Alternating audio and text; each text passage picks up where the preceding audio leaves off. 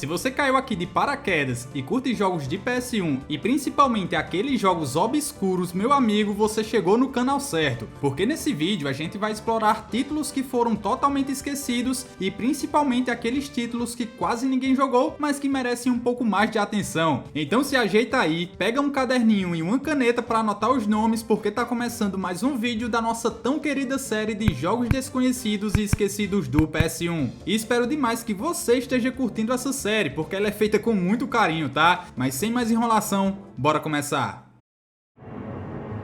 Bom, bora começar falando desse aqui que talvez você nunca tenha ouvido falar. É o Broken Helix, um jogo de ação em terceira pessoa que coloca a gente no papel de Jake Burton, um agente especializado em desativar bombas. A nossa missão aqui rola dentro da famosa instalação militar ultra secreta Área 51. E quando a gente chega lá para desativar essas bombas, a coisa desanda totalmente e a gente se vê no meio de uma conspiração alienígena com exércitos, cientistas malucos e até experimentos secretos. O mais da hora é que o jogo tem 4 campanhas diferentes, com múltiplos caminhos e finais baseados nas nossas escolhas, ou seja, dá pra rejogar várias vezes e ter experiências totalmente diferentes. Então só por aí já deu pra sentir que tem muita coisa interessante nesse jogo. Mas falando do gameplay, Broken Helix é aquele típico jogo do PS1 que tenta misturar várias coisas. Tem tiro, exploração, decisões morais, tudo no mesmo pacote. E como ele se passa na Área 51, ele passa uma vibe bem estranha, com cenários fechados, iluminação pesada e aquele climinha de tensão a todo momento. De modo geral, é um jogo legal. Ele tentou ser inovador e diria até que ele foi ousado para a época, por misturar narrativa interativa com ação frenética num estilo bem cinematográfico, e tudo com uma vibe sci-fi militar com aliens, plot twists e decisões que mudam a história. Então, mesmo com suas limitações, acredito que é um jogo que vale a pena conhecer.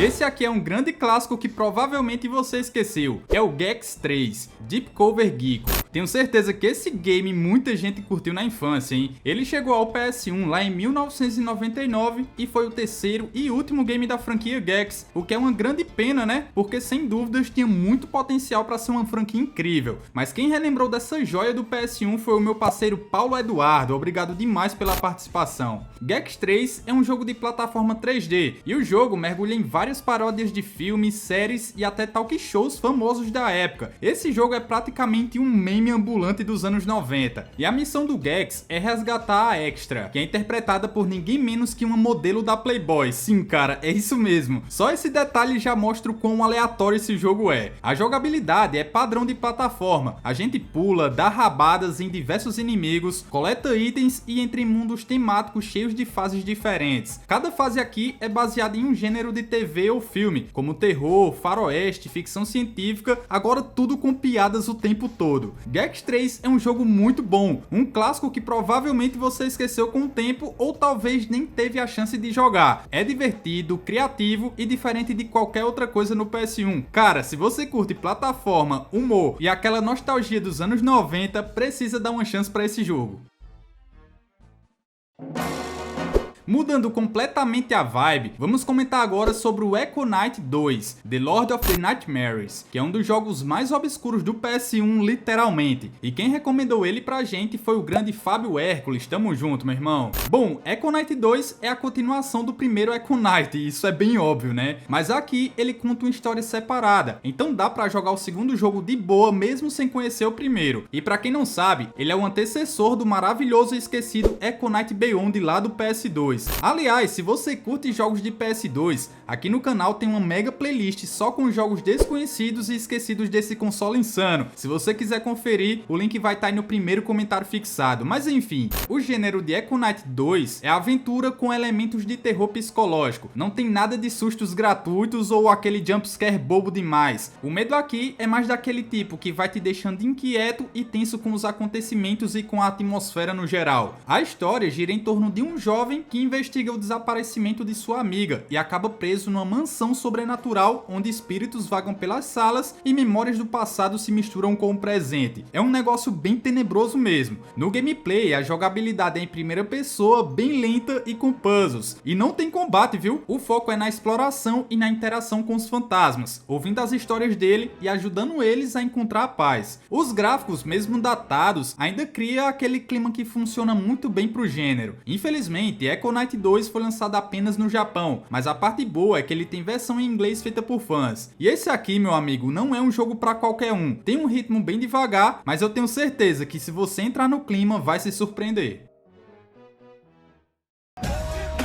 Red 2 Rumble Boxing é um jogo de luta estilo box arcade, mas muito exagerado, com personagens carismáticos, pancadas exageradas e muito estilo. Esse é aquele tipo de jogo que não quer ser realista, ele quer ser divertido e muito bizarro, e o pior que consegue, tá? Mas antes, quem recomendou ele foi o canal Piededuz. Valeu demais por participar e me perdoe se eu falei teu nome errado. Em Red 2, a gente pode escolher entre vários lutadores bizarros, cada um com um visual próprio, e daí parte pra porradaria sem dó. O gameplay é simples e direto, os comandos são acessíveis para qualquer um, então você pode jogar na zoeira ou tentar se aprofundar nos combos e no time. E o grande diferencial do jogo tá no sistema de Rumble, que funciona basicamente assim: conforme a gente acerta os golpes no adversário, vai enchendo uma barrinha que, quando completa, libera um combo especial insano. Se você usar isso da forma correta, meu amigo, é tchau e bênção pro coitado do seu adversário, porque a gente sai rebocando o carinha e é lona na certa. Mesmo sendo um jogo de luta meio maluco, ele é legal, não é um super jogo do gênero, mas dá pra se divertir bastante e dar boas risadas. Beleza, bora continuar falando agora do In Cold Blood, que traz um gameplay bem interessante e ele é um jogo de espionagem e aventura, meio no estilo 007 misturado com Metal Gear, só que com uma pegada bem mais narrativa. E essa foi uma recomendação do Oscar dos Santos, tamo junto. Aqui a gente joga com o agente secreto John Cord, que acorda em uma cela sem lembrar de nada e precisa reconstruir o que aconteceu, enquanto se envolve num rolo político entre países fictícios e organizações secretas. O jogo parece até um filme dos anos 90, e o gameplay mistura exploração, puzzles e bons momentos de stealth, mas seguindo de um jeito bem old school, com câmeras fixas, controles tanque e muita aquela mecânica de tentar e errar. É um jogo que pede da gente muito pensamento estratégico e também muita paciência, porque uma coisa é certa, você vai errar muito e vai voltar várias vezes algumas partes do gameplay, porque tudo tem que sair perfeito, sem chamar a atenção dos inimigos, porque qualquer vacilo aqui já era. E assim, In Cold Blood é um daqueles jogos que quase ninguém fala, mas que tem muito valor. Tá aí uma pérola esquecida que vale muito a pena conhecer? Vamos continuar com o game Soul Edge, ou como também é chamado Soul Blade. E esse aqui, meu amigo, nada mais é que o primeiro título da famosa franquia Soul Calibur, que coisa da hora. E quem relembrou dessa pérola foi o Luciano HB do canal Conectando Games, o The Evermelo e o Hugo Aparecido. Muito obrigado pela recomendação. Soul Edge, ou Soul Blade, foi um dos primeiros jogos de luta com espadas em 3D que realmente chamou a atenção na época. E a jogabilidade dele é muito legal, porque cada personagem tem sua própria arma com alcance e peso diferente, o que muda totalmente o ritmo das lutas. A gente precisa dominar bem o tempo de ataque e defesa, porque aqui, meu amigo, não é só apertar botão que nem maluco não, tá? Precisa de time e estratégia para se sair bem nas lutas. Sem falar que o jogo tem um sistema de Guard Impact, onde basicamente a gente pode rebater o ataque do oponente com precisão, e isso deixa as batalhas bem técnicas, por isso precisa ter time e estratégia. Soul Edge pode até ter feito sucesso na época, mas de uma coisa é certa, ele foi esquecido e ofuscado, principalmente pelo próprio Soul Calibur, que veio anos depois, e por outros jogos de luta, como o Tekken 3, por exemplo. Mas cara, ele tem uma identidade única e vale a pena jogar hoje em dia, ainda mais se você curte jogos de luta com mais estratégia.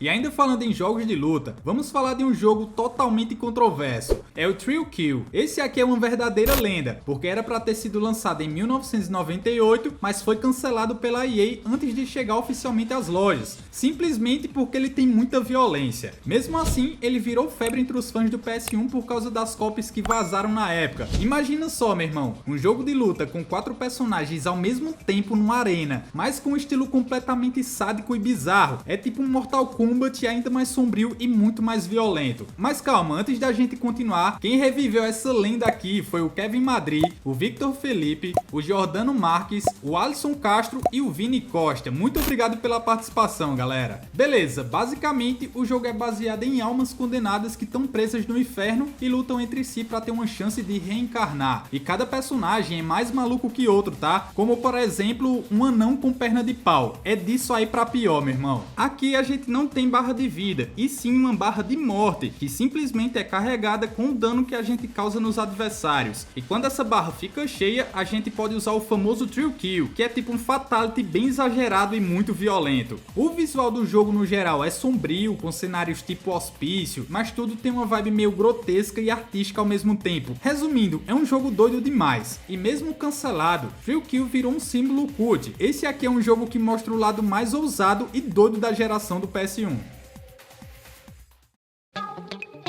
Vamos falar agora do Revolt, que é um joguinho de corrida bem diferente e divertido que coloca a gente no controle de carrinhos de controle remoto em pistas criativas espalhadas por casas, quintais, mercados e até museus. Mas quem recomendou esse joguinho legal pra gente foi o Jayzinho, tamo junto. Bom, o grande destaque de Revolt sem dúvidas é a criatividade. Os circuitos são bem pensados e tem várias armadilhas e atalhos pelo caminho. Além disso, ele conta com power-ups no estilo Mario Kart, tipo boosts, foguetes, bombas e até choque elétrico. Ele também conta com alguns modos de jogo, incluindo o modo multiplayer e também uma boa seleção de carrinhos, no total sendo 28, fora alguns desbloqueáveis. Por mais que Revolt seja um jogo de corrida mais simples, ele tem o seu estilo único e é divertido. E meu amigo, se você curte o gênero, recomendo dar uma conferida para ver se ele te agrada.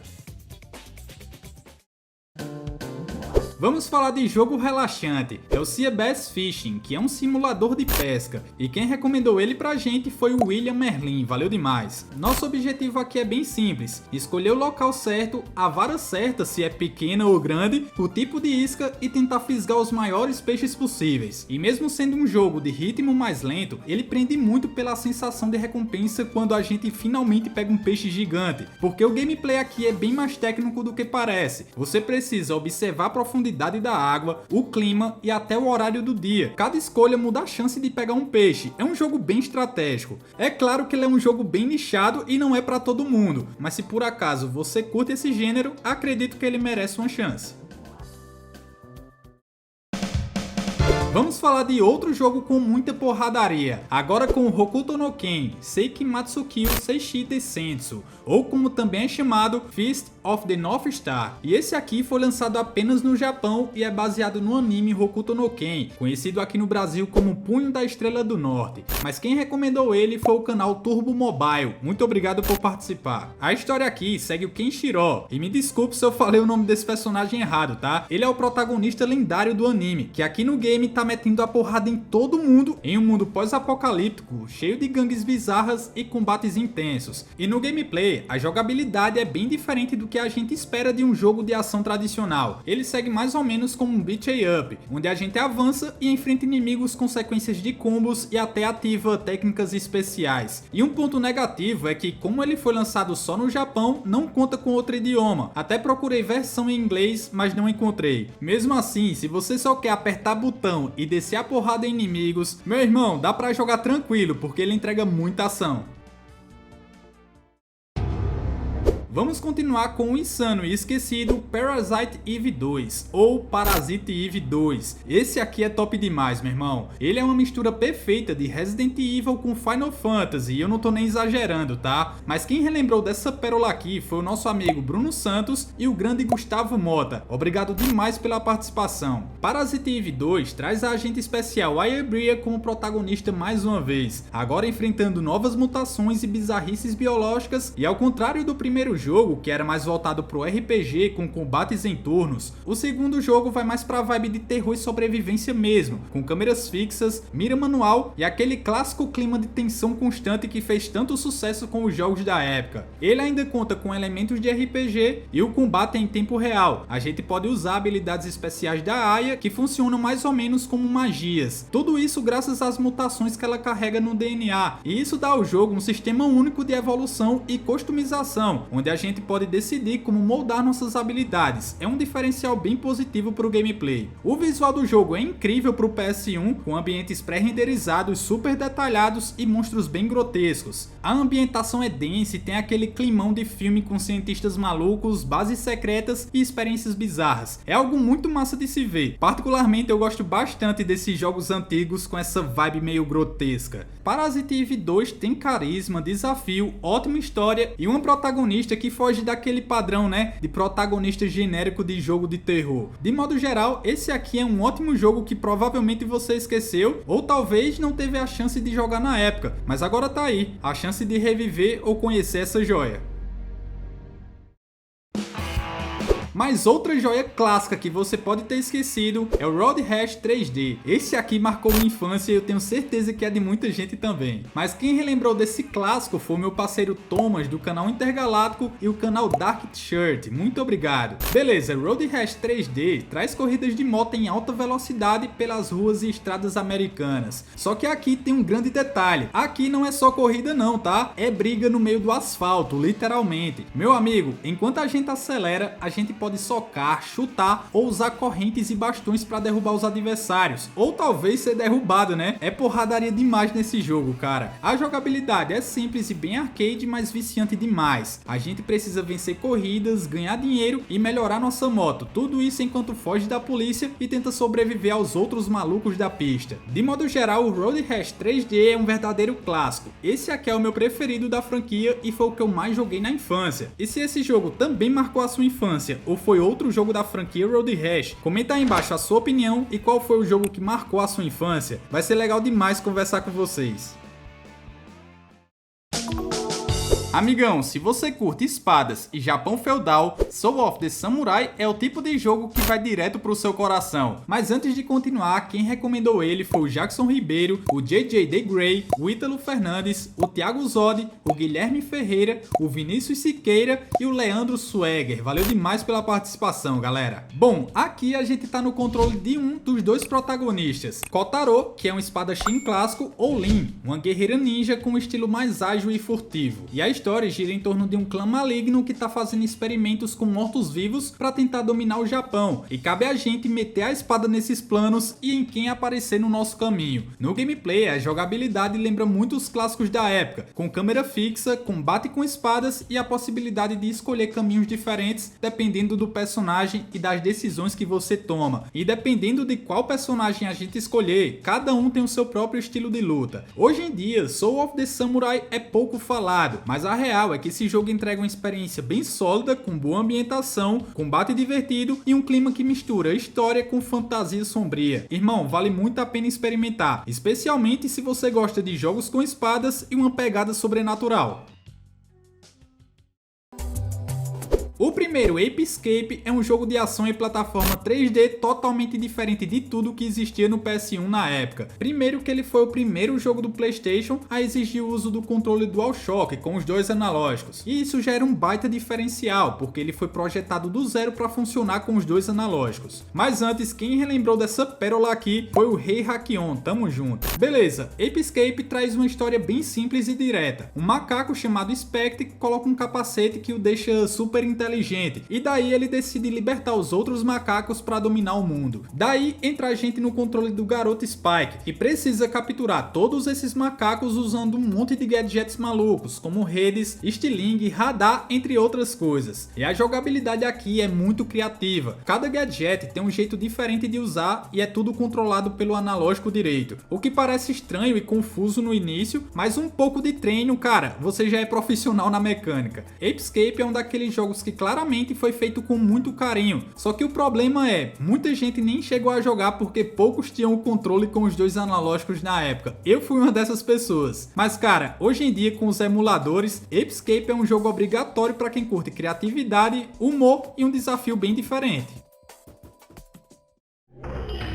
Saindo da comédia dos macacos para um dos jogos mais sombrios e incríveis que o PS1 já teve, vamos falar do Legacy of Kain Soul River, que é um dos jogos mais ambiciosos do PS1 e até hoje ele é lembrado com muito carinho por quem teve a chance de jogar. E se você ainda não jogou ele, vem comigo que a gente vai conhecer ele melhor e você com certeza vai querer jogar. Mas quem recomendou esse clássico esquecido foi o nosso amigo Paulo e o Cássio Ribeiro. Muito obrigado pela recomendação. Soul River é do gênero ação e aventura com exploração, combates e uma narrativa profundamente sombria. E antes que eu me esqueça, ele tem uma versão dublada em português do Brasil, o que, meu amigo, é muito legal de saber. Mas beleza, aqui a gente joga como Raziel, um vampiro que foi traído por seu mestre e é jogado no abismo. Depois disso, ele retorna e vira uma criatura espectral em busca de vingança. E aí, meu amigo, começa uma jornada sinistra por um mundo decadente e cheio de segredos obscuros. No gameplay, ele traz o foco em exploração, resolução de quebra-cabeças e bons momentos de combate contra vários inimigos. O legal é que durante o gameplay a gente pode transitar entre o mundo físico e o espiritual, o que afeta os inimigos, os cenários e até os puzzles, já que tem alguns que só são resolvidos em uma dessas realidades. Então o gameplay de modo geral é bem diversificado e é isso que torna esse jogo tão icônico e memorável. Mas mesmo com tudo isso que eu falei e sendo um jogo clássico, Soul River ainda é meio esquecido e até desconhecido por muitos. Se for o seu caso, meu amigão, anota o nome dele aí agora porque esse jogo é obrigatório. É simplesmente um dos melhores jogos do PS1, sem sombra de dúvidas. Mas outros jogos que são obrigatórios para você conhecer tá na nossa playlist de jogos desconhecidos e esquecidos do PS1 que eu tô deixando aí na tela. Mas calma aí, meu irmão, não clica agora não. Já conferiu se deixou seu gostei e se inscreveu aqui no canal? Rapaz, não esquece disso não, que isso é muito importante. Mas se já conferiu e tiver tudo certo, clica nessa playlist que eu tô te esperando lá.